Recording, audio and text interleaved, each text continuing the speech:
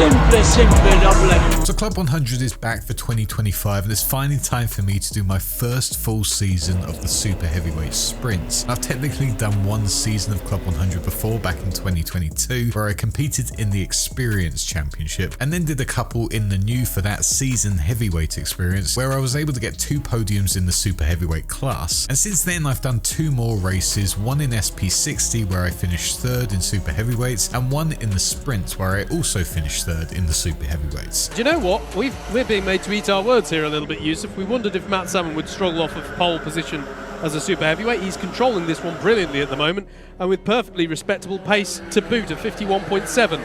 His personal best, the fastest lap of the race so far with Joe Wright at 51.446. Matt Salmon has controlled this race beautifully. He's going to come across the line to take the win, and well, he might punch the air because that was a brilliant run from the driver of the 111. So I thought it was finally time to step it up a bit and see what we could do if I did do a full season, and also it allowed me to travel the country and see the great tracks we have here in the UK. First up is Buckmore Park, the home of the UK karting scene and a place that everyone, and I mean everyone and their nan, seems to absolutely adore. One difference to this season is that the Super Heavyweight grid is absolutely huge this time. Last year it averaged about 5 or 6 races, and by the end of the season, according to JV, the owner, there was 2 going on it sometimes. So the regulations changed a little bit and stated there would only be 1 podium position for Super Heavyweights, and that was of course for P1. However, 13 of us were in it this year and all fighting for that single spot on the podium, something that I didn't realise at the start of this year. So let's talk about how it all went, and unfortunately there's no live stream, so it's just going to have to be my beautiful GoPro footage as well as my lovely webcam footage, so try and enjoy it the best you can. So let's begin, starting with practice to give you an insight into how the kart felt and how I was doing in terms of timing and what was going on before we dive into Heat 1. So let's begin. So here we go, practice test time, and whilst I had a full 30 minutes to get used to how the karts and their tyres worked and to see if the track was fully dry or not, our heats were much closer this time. There used to be 12 in the previous years, meaning you get some nice breaks in between, but this time it was just 9 and they were all pretty close together, so I didn't want to exhaust myself in testing, especially as I haven't been in the Club 100 kart for ages and Christmas might have hit a bit hard. In the last race that I did, I was 98 kilograms, which is the exact weight that you need to be for Super Heavyweights, and this time I was weighing at 102 kilograms, so yeah, weren't good at all, to be honest. Oh my god, I'm a fat guy! Look at me.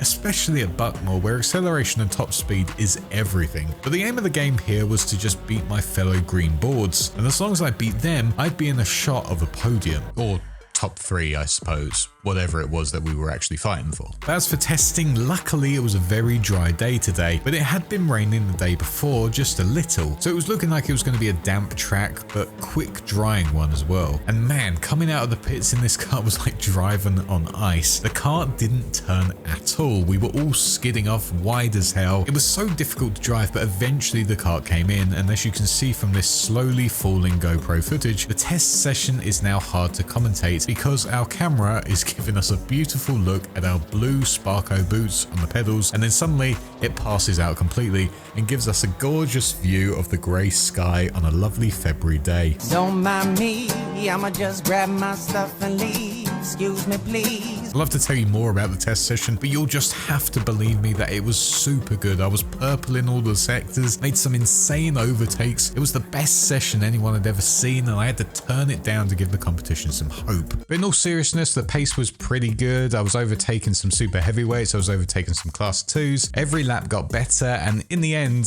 finishing 10 minutes earlier than I expected to, I was still able to get 3rd in the Super Heavyweight class in terms of timings, so I'll take that. That was a pretty good start to the weekend. I didn't want to overdo it as my shoulder was killing already, and I was in Heat 2 starting right in the middle of the pack, so I had to try and extract something from that. I will say though, there were 5 black flags in the session. 5. I mean, it was absolutely insane.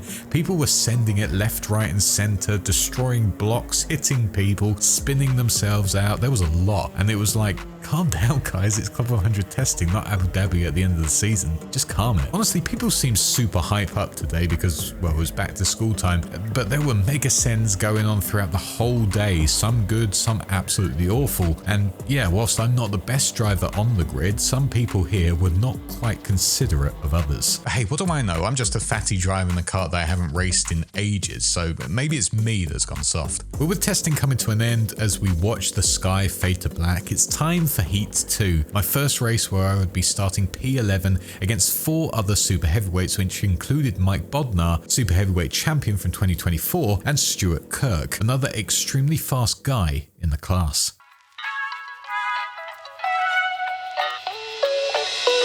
Getting our 4 minutes of practice, tyres were cold once again as we were sitting in the pits for a good while, but it was fine. I let a few through because I guess they wanted to start racing immediately, and I was just saving it. Also, if you get contact warnings in the warm-up now, it was an instant disqualification or a major penalty, so I just didn't want to take any risks or anything like that. Hold it.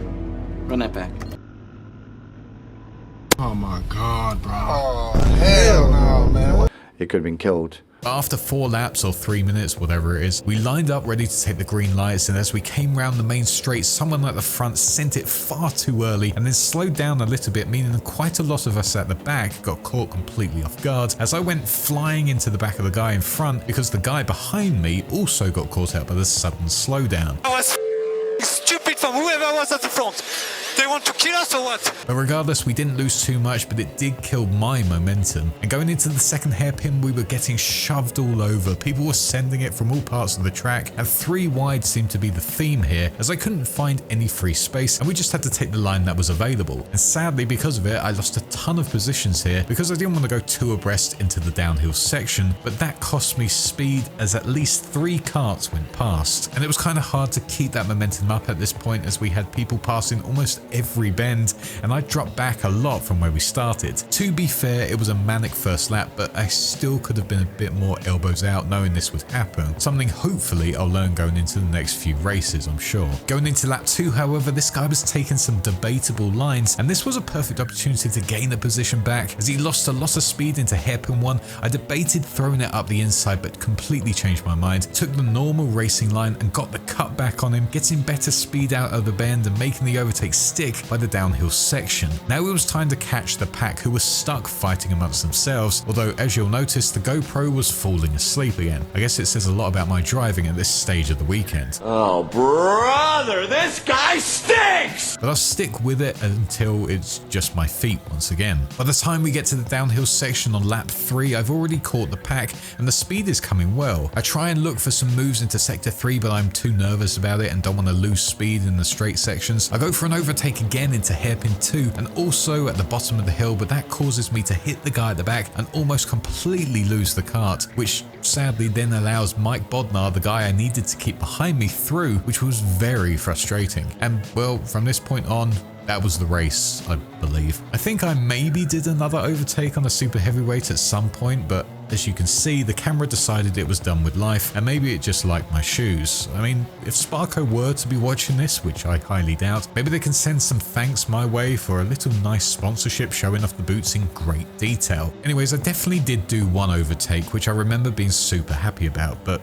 yeah, thanks camera for not getting that one. Really appreciate it. In the end though, I finished P12 thanks to some other penalties, but I did finish P2 in the super heavyweight class, directly behind Mike Bodnar, who finished P1, obviously. So all things considered, we lost 1 position than where we started, so I'll take that. It wasn't too bad of a start to our heats. It wasn't the best, but it was something at least. Especially when us super heavyweights were losing tons of speed in the straight sections, seeing that we were all in the same position was quite nice, meaning that whilst sure there is the skill of driving in people like the Holmes brothers who are always at the front and as many others, at least in my class I was fighting up there. P2 in class for this race was good, but up next was Heat 4, my second race, and this time I was starting P15. And I've got to be honest, I absolutely hate starting at the back. It's where all the problems seem to happen, and on top of that, there was only 3 super heavyweights in this race, and because of the weight difference and everything like that, it meant that we were more likely to lose positions, and when we were already starting at the back, this was going to be a bit of a problem. And yes, I am going to keep on going about the excuses of being overweight. It does play a major part, at least I have to tell myself it plays a major part at Buckmore because that seems to be where the most time is lost. But anyways, enough about that. Here's race 2, heat 4, where we started P15.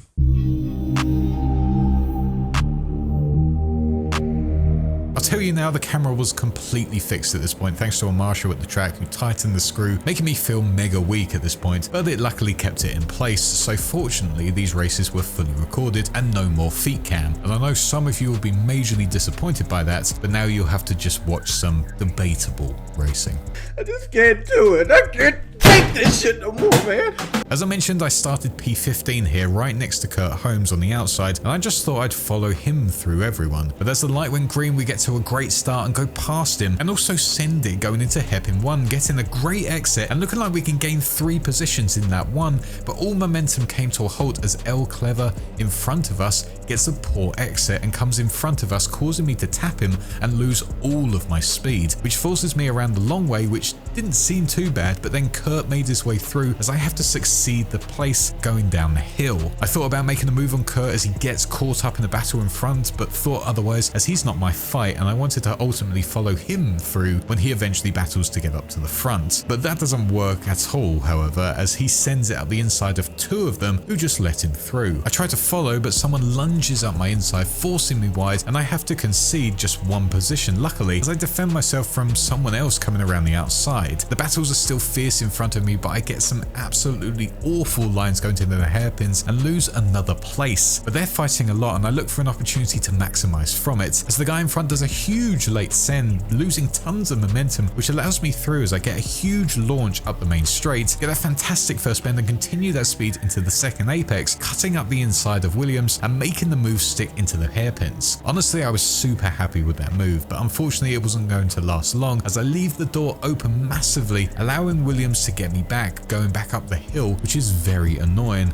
as I was catching the super heavyweight in front of me and did not need to have another new battle slowing me down. Unfortunately, Williams was faster and cut in much better into turn 1, stopping me from doing the move once again, as he then sends it up the inside of the guy in front of us, and I quickly follow him, forcing him to yield as we went down the hill, giving us a nice new position and another overtake that I was pretty happy with. The plan was now to stick with Williams and maybe overtake him, because unfortunately there was too big a gap in front of us and there was no other battles to really do around us. I was sticking with Williams, which I was happy with, and at this point I was top of the super heavyweights, which was the plan to start with. That times here for me were not fantastic, however, I think because of the battles, and we were mostly in the 48s. But lap 5 was a 47.739, so not horrific, and actually was faster than Williams's, which was a 47.771, so that was nice to know. But during this I was trying desperately to get around him, knowing I was faster in the first and last sector. It was only sector 2 where I was falling behind, mainly because of hairpin 2, which I was awful at all weekend. But then suddenly out of nowhere, a wild Tim Penny, a class 1 appears, looking like he'd been taken out and was stranded on the corner, which meant someone was probably going to get a penalty, and also he was going to be quickly behind me very soon. It didn't take long before I saw him again as he quickly overtook me, sending it up the inside on the following lap, as I was still stuck trying anything to get past Williams. I made some small errors on that lap after being overtaken, which meant I dropped back from Tim and Williams, and without me knowing, another super heavyweight of Aaron Jones was quickly approaching behind me, ready to try a move as we entered the last lap. I'm totally unaware that he is behind me at this point. As we go out of paddock, I think I'm safe, but this mad lad, this brave man who was in his first Club 100 race, sends it from France up the inside of me and does the overtake.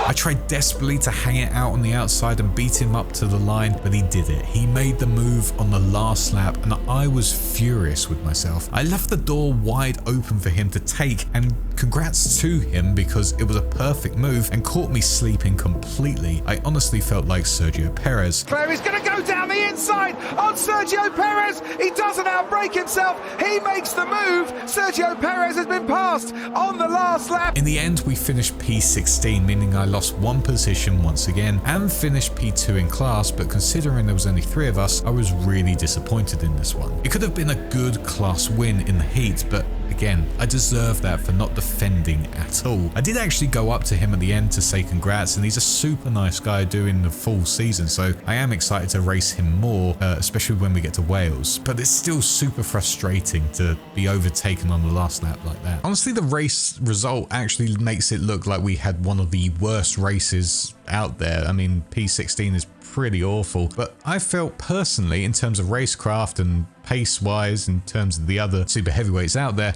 it wasn't actually that bad. Whilst this wasn't looking like a good weekend, as it was a P12 and a P15, and before to get into the B final, I needed at least one single digit result to be in with a chance of fighting for top 3 in class and being up there in the B final. But the next race we started pole position in a grid filled with super heavyweights who started at the front as well. I knew I could do it, as I had already won a heat from pole last year in Ella Park, and I knew that despite some C1s in the race as well, the other super heavyweights fighting would mean that it would slow them down, and if I got a good getaway, we could have a big result here, especially as I watched Mike Bodnar get a P6 after he started on the front row as well. If he could do it, I felt like I could too. However, that didn't go to plan at all.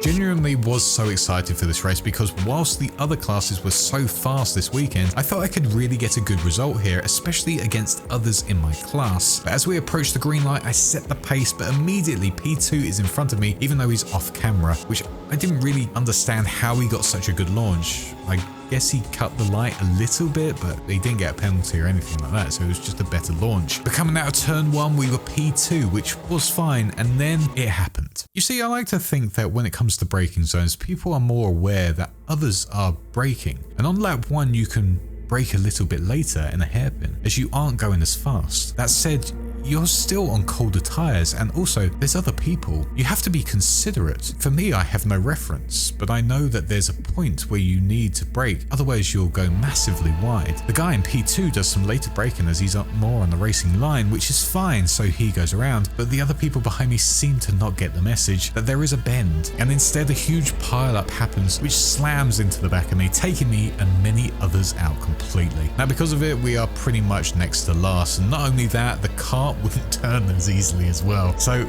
I was raging at this point, and I don't think you can hear it on the camera, but I was yelling my head off. And it was made clear to me at the end by Marshall and the penalty page on Alpha Live that it was another super heavyweight starting behind me who caused the whole collision. So yeah, lovely. Time for a recovery drive, trying to get past tons of super heavyweights and other classes, which I didn't want to do in a race starting from pole.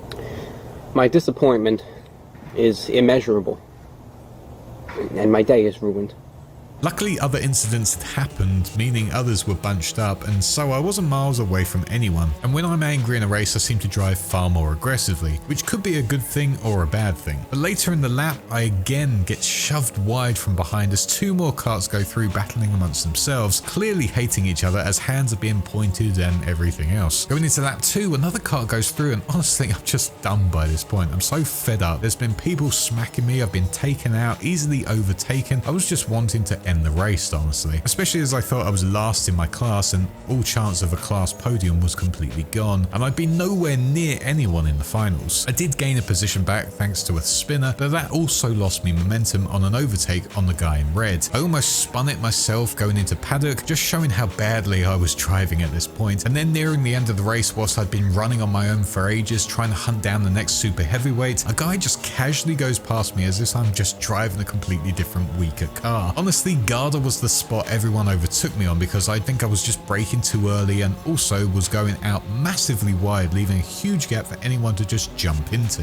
Something very frustrating to watch now that I'm watching it as I talk like now. A few laps later though, my orange helmeted friend who overtook me just a minute ago lost it going into the downhill section, I guess pressing the brakes whilst accelerating, and puts himself into a spin, almost taking me out in the process, but I was lucky enough to avoid it and carry on. Thank God my reflexes were still working at this point anyway. Because of that though, I lose a lot of momentum once again on the guy in front, but luckily for me, going into hairpin 2, he overcooks the braking and goes for a little spin himself, giving me a nice little position late into into the race. After that, it was a pretty much leisurely drive as I had no one really in front for a good while and no one really behind. I did eventually catch the guy in front, but it was too late to do anything, and with that, the race was ultimately over. I finished extremely low, but because of that lap 1 incident, I was able to shoot up a few positions, and in the end, I finished P12 and 3rd in the super heavyweight class. It wasn't too bad in the end, but I knew I was either going to be at the back of the B final, if lucky, or the C final at least, which was very disappointing considering everything. So we were able to actually make the B final, thankfully, but we did start P20, and that's before we added in the 2 C final guys, which included Luke Fletcher, who had an absolutely mega race and is honestly a great lad to talk to when you're actually at a weekend. Go and check them out, Kart Bros, in the link below if you haven't already. They're some top guys and they make some great racing videos, so check them out below. And he had a great race in this one, and luckily for me, B final meant I could have a rest and just watch the C final take place before the madness began. I was 6th in class currently, with Mike Bodnar up in P4 in the actual B final itself, Bill Taylor in P8 of the B final, and Stuart Kirk, who was P3 in the super heavyweight class, was in P14. So it was going to be a lot of work to get a podium position, especially as I had Richard Newton and Lenny Wood right in front of me as well, and those guys defend super well, as we'll find out in the race. But it was time to give it my all, and hopefully some luck was on my side, and clearly someone was certainly looking out for me, because during this race, it couldn't have gone better. Coming out of the pits, I was ready and the kart felt super good. Acceleration felt on it for the first time this weekend, so I was excited to try and get up there, overtaking some super heavyweights in the process. As we all lined up, I started on the outside for the first time in the weekend and knew my plan was to try and hang it out on the outside to see if I can carry the momentum as others bottlenecked up on the inside. And as the lights go green, I get a good start and immediately people move over to the inside as expected, and I go for the sweep around the outside, but it's no good as I get a huge snap on the kart and lose all my speed, putting us back into our original position. But on the left is a stricken Mike Bodnar, who has been taken out of action already, so the lead super heavyweight is now out, putting us up to P5 in class. And you're probably wondering, why have I stopped the footage? Well, obviously, that's because more chaos happened into turn 1, as someone is sent spinning, causing a major crash. They all part like the Red Sea for me, as if I'm Lewis Hamilton entering Ferrari, as I am able to overtake about 4 karts in one, including 2 super heavyweights, and now I am directly behind Stuart Kirk, who I immediately want to overtake, because if I do, that would be P3 in class and immediately in the podium positions. And a shout out once again to Luke Fletcher, and as he has made his way up to P8 already after winning the C final and starting P23. It was a mega lap from him, but unfortunately that would come to an end here as he was taken out at Garda by someone doing a ridiculous move. It was really unfortunate for him, but for me, I was able to get Stuart Kirk, who gets caught up in it. But at the same time, a recovering Bill Taylor shoots through, meaning once again we need to fight through him. But the simple fact that we were already up with Bill, who started in P8, means it's going well so far, and we've been so lucky to avoid multiple crashes now. But this lap was absolutely awful, so many mistakes in the hairpins and so on, and I dropped back massively from him as I watched him make his way through the pack. But their fighting means I can close up at least, which is what I do immediately after the first hairpin, and suddenly it's game on. Knowing I needed to get through this lot as quickly as possible, I noticed I was faster in the 3rd sector, and after getting a mega launch out of paddock, I send it up the inside at Garda and was able to make it stick even if I lost a bit of momentum going up through Cafe. Now the battle is getting bigger with 2 super heavyweights, and it was here where I realized I'm currently sitting P3 of the super heavyweights, and now Bill had made his way through to P1. So now it was my time and I was showing pace as well, closing the gaps quickly. I just needed to find a way to overtake fast. These guys are having some great battles as the red suit sends it into paddock